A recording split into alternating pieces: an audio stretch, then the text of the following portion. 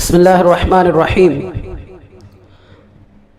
امیر المؤمنین حضرت علی کرم اللہ تعالی وجہ الکریم کا دور خلافت ہے کہ ایک نوجوان بھاگتا ہوا گھبرایا ہوا آپ کی بارگاہ میں حاضر ہوا اور کہنے لگا کہ اے امیر المؤمنین، میری ماں نے 9 ماہ تک مجھے اپنے شکم میں رکھا، پھر پیدا ہونے کے بعد 2 سال تک اس نے مجھے دودھ پلایا، اور جب میں جوان ہو گیا تو اس نے مجھے گھر سے نکال دیا اور میری فرزندی کا انکار کرتی ہے اور اب کہتی ہے کہ وہ مجھے پہچانتی بھی نہیں۔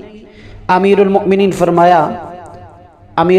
فرمانے لگے کہ تیری والدہ کہاں ہے؟ نوجوان کہنے لگا کہ فلاں قبیلہ کے فلاں مکان میں رہتی ہے۔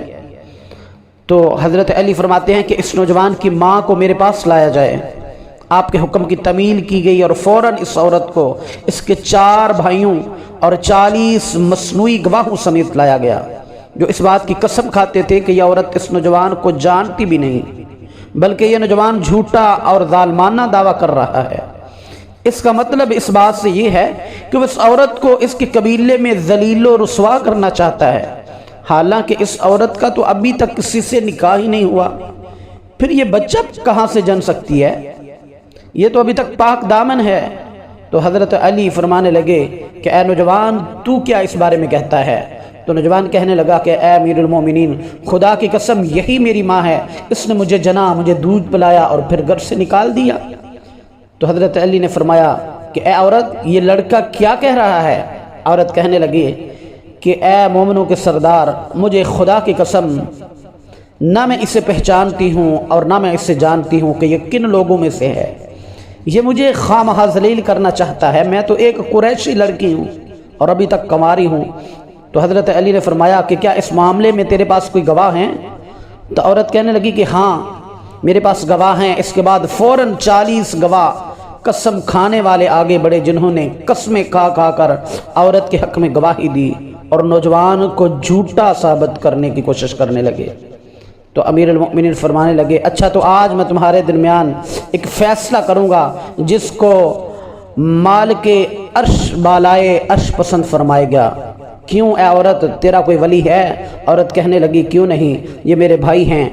امیر المؤمنین فرمایا اس کے بھائیوں سے مخاطب ہوئے اور فرمایا کہ کیا میرا حکم تمہارے لیے اور تمہاری بہن کے لیے قابل قبول ہوگا؟ تو چاروں بھائی یہ کہنے لگے ہاں ہاں، کیوں نہیں، امیر المؤمنین جو بھی فرمائے ہمیں منظور ہے۔ تو حضرت علی فرمانے لگے کہ میں خدا کو حاضر و ناظر اور گواہ بنا کر میں بلا شک اس عورت کو اس نوجوان کے ساتھ بیاہتا ہوں۔ 400 نقد درموں کے حق مہر پر اپنے مال سے اے کمبر میرے پاس 400 درم لاؤ۔ کمبر نے فوراً تعمیل کی اور ان درموں کو نوجوان کے ہاتھ میں رکھ دیا۔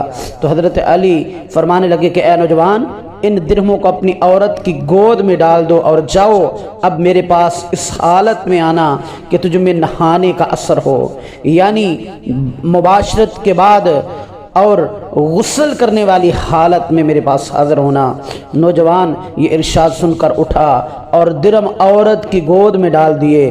عورت چلا اٹھی اور کہنے لگی اے امیر المؤمنین، یہ جہنم ہے، جہنم ہے، کیا آپ یہ چاہتے ہیں کہ آپ مجھے میرے فرزند سے بیائیں؟ بخدا یہ میرا بیٹا ہے، میرا فرزند ہے۔ میرے بھائیوں نے ایک کمینے آدمی سے میرا عقد کر دیا تھا، جس میں سے میں نے یہ فرزند پیدا ہوا، اس فرزند کو جنا۔ پھر جب یہ بالغ ہوا تو بھائیوں نے مجھے حکم دیا کہ میں اس کی فرزندی سے انکار کر دوں اور اسے گھر سے نکال دوں۔ بخدا یہ میرا لخت جگر ہے۔ تو امیر المؤمنین فرمانے لگے اچھا جاؤ، اپنے فرزند کو گھر لے جاؤ۔ حضرت علی کرم اللہ تعالی وجہ الکریم کو اللہ تبارک و تعالی نے ایسا علم عطا فرمایا تھا، اسی لیے نہیں حضور اقدس صلی اللہ علیہ وآلہ وسلم نے ارشاد فرمایا تھا کہ انا مدینۃ العلم وعلی بابھا، کہ میں علم کا شہر ہوں اور اس کا